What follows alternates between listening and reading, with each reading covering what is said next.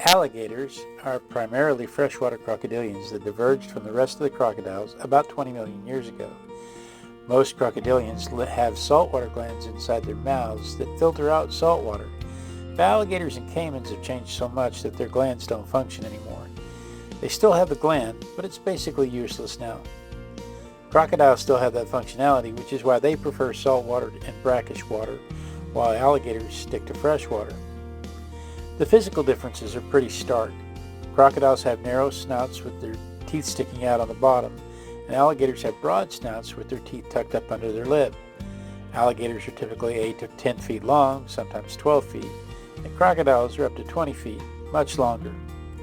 Alligators will typically see you later. Crocodiles will typically see you after a while. Their hunting behavior is different too.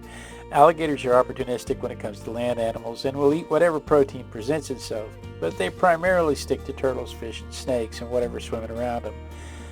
Crocodiles have a tendency to stay near the edge of the water and go after the wildebeest and the small children. Alligators can and will take small children if given the opportunity, but humans are not primarily their diet. In the 1950s, alligators were near extinction. They were hunted for two reasons: the leather and the pet trade. The leather they produced is coveted globally, and that demand nearly wiped them out. But the pet trade was just as damaging. Tourism in Florida started booming, and they started catching alligators and selling them to tourists.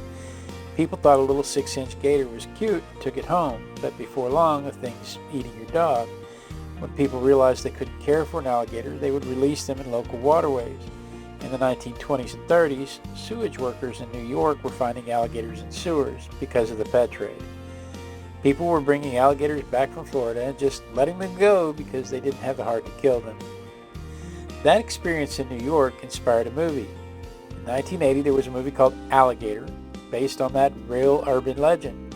The story was about a little girl who had an alligator that got feisty and bitey, as alligators are wont to do. The dad got mad and flushed it down the toilet. The next thing you know, there's a 36-foot-long alligator in the Chicago sewers. I vividly remember that commercial from my childhood. In the 60s, when they realized the alligators were about to go extinct, they started farming alligators instead of hunting them in the wild for leather. By flooding the market with farm materials, they made it so poachers couldn't profit anymore. By the 70s, they were back up to 300,000 animals. By 1980, they were back up to 1 million. Today, there's well over 3 million just in Florida and Louisiana alone. That is a huge conservation success story, and I would hope that all conservation measures could be as successful as the American alligator conservation measures have been.